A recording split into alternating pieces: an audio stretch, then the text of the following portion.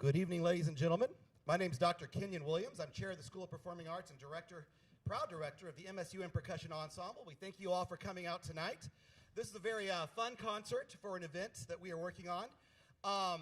This first piece you just heard was a piece that reflects a little bit of the traditional collaboration between voice and percussion. As long as there's been people singing, there's been drums accompanying it. And that is one of definitely the longest piece, or the oldest piece, I should say, on tonight's program. It's a style of music that comes from northern Brazil that actually is sung and danced in the streets right now. This is carnival season. Next week, this coming weekend is the big carnival weekend. And right now in northern Brazil, especially in the city of Recife, this style of music called maracatu is danced and drummed and sung all throughout the streets of that region. The music and lyrics date back hundreds of years, and literally some of the lyrics you heard were songs like Nago, Nago, a nossa se coroou, which means look, look, our queen has been crowned. And these are the carnival bands, they get together, crowned for the day. They get to reflect their own culture, their own pride. And this was especially true back when slaves were part of the system there in Brazil. During Carnival, they were allowed to celebrate their own culture for a few days, and so they immediately crowned their own king, their own queen, and had a sense of pride and national unity before they had to go back to work after Carnival. So this reflects that pride and that energy. I hope we enjoyed that as well. Now, this concert is unique not only because it is percussion and choir, but also the nature of this concert. We began putting this music together, about a couple months ago. And this concert is designed for the Minnesota Music Educators Association conference. We were invited to perform as a competitive audition. We submitted a tape, and they liked it and invited us to come and perform in Minneapolis.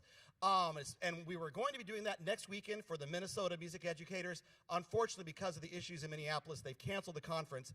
But we're very excited to be able to take this on the road and be performing it in central Minnesota at St. Cloud High School, at Alexandria High School, and Thursday night at a sold-out concert at the Batcher Block Opera House in Staples, Minnesota. It's going to be a blast, and we're super excited to do that for the folks there in Central Min. So if you have any friends or alumni in the area and they want to check this out, they can call, see if there's any last-minute tickets that might pop available, but it should be a sold-out event. At this point, I'd like to bring the stage, introduce the rest of the program and our next piece, our wonderful director of choral ensembles who have had a wonderful time collaborating with this semester, Dr. Michael Johnson.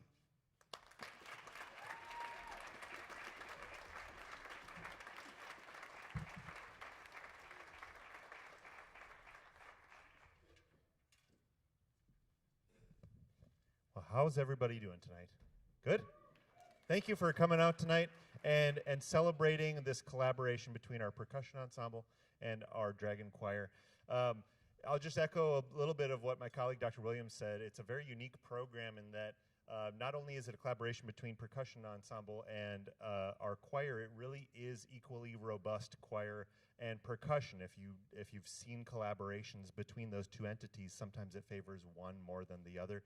We were very, very intent on creating a program that is robust and fulfilling for every single person on the stage, every single song from beginning to end. That first piece, Maraca 2, he summed that up beautifully. Our next piece now goes a little bit into the future. The second oldest song on our program from the far-off year of 1997, which is ancient history to a lot of these people up here. But 1997, this is Malcolm Dalglish's Pegasus. So the text here sets, the text is speaking about a Pegasus, which if you aren't aware is a winged horse. And my students have regaled me through the Iliad and the Odyssey that it is not just a winged horse, but it is the eternal Pegasus and a specific winged horse. Yes, about which we are singing and referring. It's, of course, a big metaphor as well about the spirit's will to take flight. And I love Malcolm Dalglish as a composer. He's just fantastic. He's down in Indiana, and he's often most noted for his use of hammer dulcimer. We don't see a hammer dulcimer here tonight, but one thing that Dr. Williams will be shy about, and that I think he deserves a lot of applause for, is the fact that he himself did a lot of arranging and reconfiguring of some of this percussion and fleshing it out really from a single percussion part into a full, robust experience for the percussion ensemble. So thank you, Dr. Williams, for all your work on that. Excellent. And if you saw us at Celebration of the Arts, these first two pieces are familiar, so you'll have heard this one too, and then we'll take you in a different direction. So this is Malcolm Dalglish's Pegasus with Dr. Gene Hellner on the piano.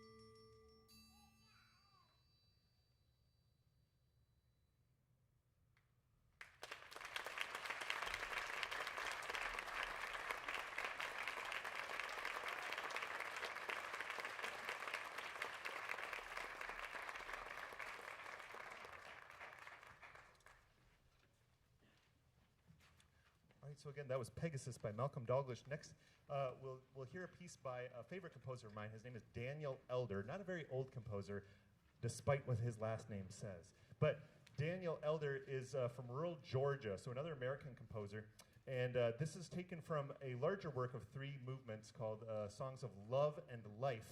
The poetry comes from the 1200s from the mystic poet Rumi, which if you've studied poetry, you know that that's a big name of very evocative, very provocative, very powerful poetry.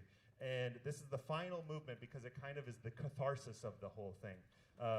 So drum sound rises, how apropos, yes, for our concert. And the text by Rumi is really about the welling up of passion that happens with rhythm, with drum, and the analogy, therefore, of life. So drum sound rises by Daniel Elder. Enjoy.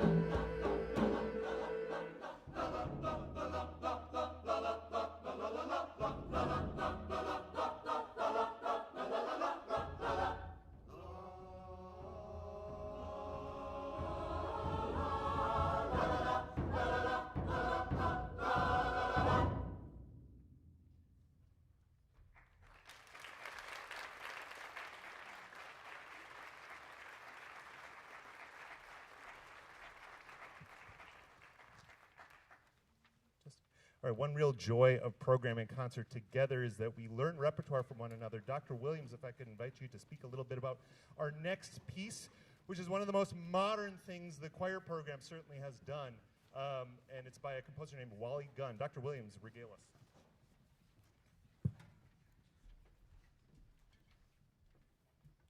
Wally Gunn is one of the kind of the young group of composers that's really taking the next wave of American music forward. He is a product of the Princeton University composition program. There's been quite a few students in the last 15 years that have come out of that program that have really begun to make waves all across the United States and around the world. And his music reflects kind of this post-minimalist idea. Minimalism being the idea of what can I create out of the least amount of materials that will grab you emotionally. For example, basically a minimalist, if you were thinking a painting, wouldn't be 1,000 colors. It would be simply one beautiful picture of just the sun, or just a bare minimum amount of colors and paints to get whatever emotional impact they want. So this piece was something that really struck me. Years ago, the Percussion Ensemble did another piece by Wally Gunn, and Mr. Gunn has a style that he likes to have the musicians chant and talk while they're performing, and that's very hard for musicians to do. And so I immediately thought, I wonder if he has anything that involves voice as well as percussion. Sure enough, he had this wonderful oratorio. This piece called Moonlight was written in 2019. It was the composition, Halbert H. Mega's Composition Award winner. They were going to play 2 movements from a 90-minute oratorio. It is based on a true story where in Australia in the late 19th century, an educated Irishman by the name of Andrew George Scott rose to infamy. Once an engineer, soldier, and gentleman, Scott was employed as a preacher when he was convicted of bank robbery, leaving a note on the scene signed Captain Moonlight, and this was in Australia. While in prison, he met James Nesbitt, and the two soon became lovers. Upon release, Scott and Nesbitt were plagued by hardship and police harassment in Melbourne and set out to the countryside in search of work and a better life. But with a reputation preceding them and hunger at their heels, their honest attempts and efforts were thwarted, leading them to take desperate action. The extraordinary events that followed became a story of daring, bravery, love, violence, and tragedy. And in 1880, Scott went to the gallows wearing a ring made of Nesbitt's hair. The events of Scott's life are documented in his own letters and words, which will be sung and chanted throughout these 2 movements. Direct quotes from his own writings as he waited to be taken to his death for execution.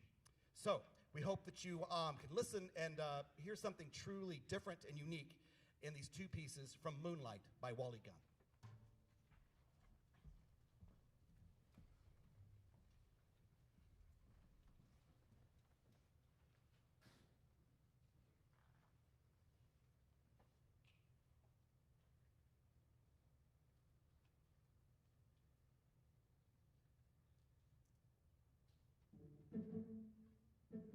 Situated as I am, I wish to speak what I know, but the hearts of the so-called Christians of the 19th century are harder than stones and refuse to be written on, even by the finger of God. Truth is true, I shed no blood. What is said about?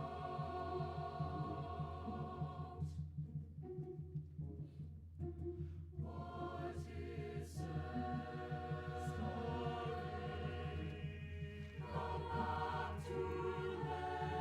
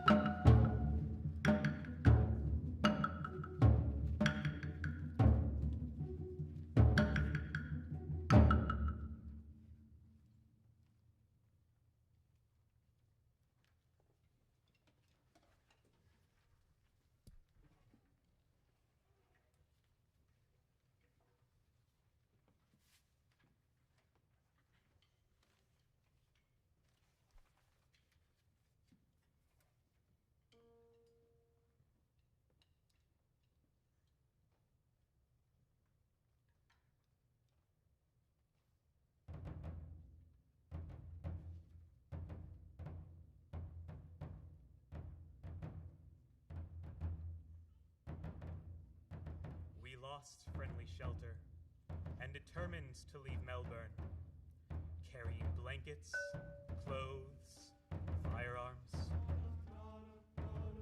We earnestly tried to obtain work, but everywhere we went, we were objects of suspicion. In one day, we walked, I think, 12 miles.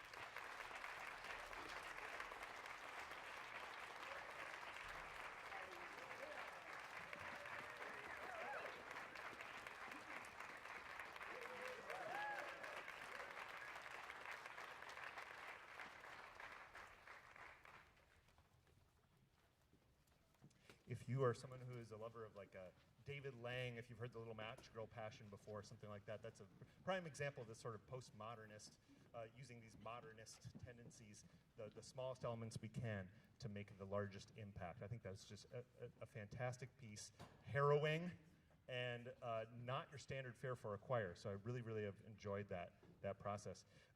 Another fantastic piece coming up here, and a larger piece that we'll do 3 movements from.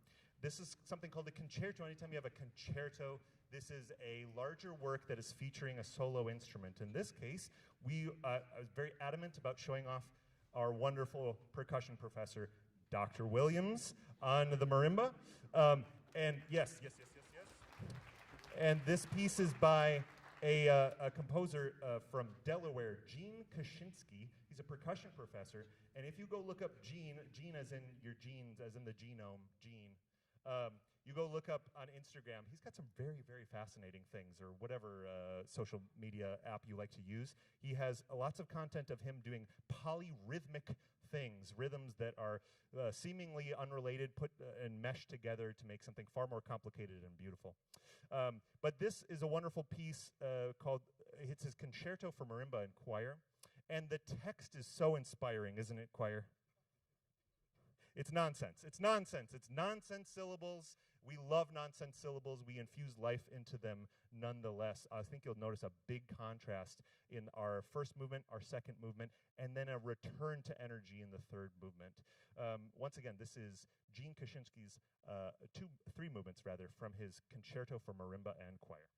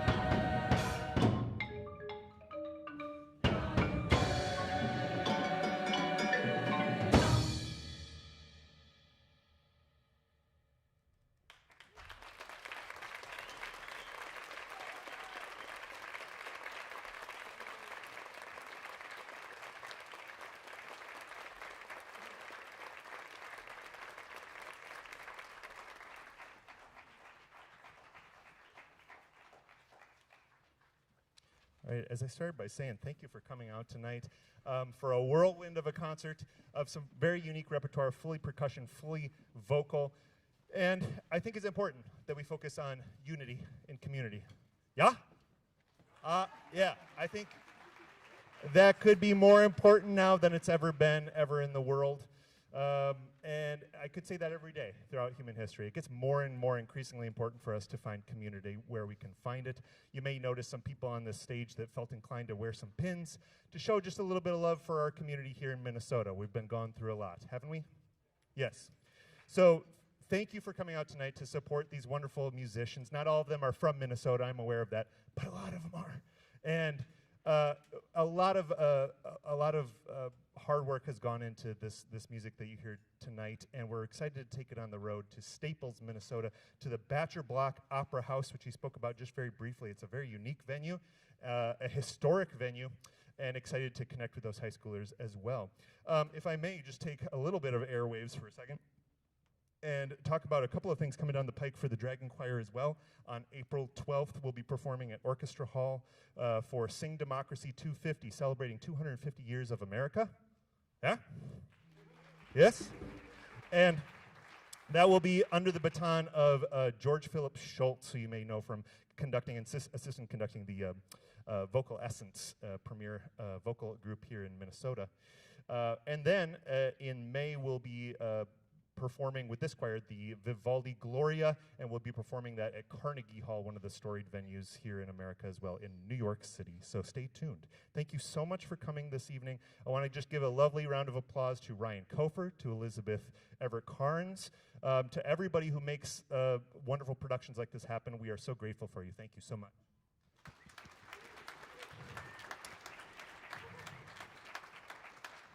And we'll end with a setting of Ascendit Deus that translates God is gone up, and the whole thing, if you've heard it before, God is gone up with a merry noise and the sound of the trumpet. And it's by some schmuck. So I hope you enjoy that and drive safe.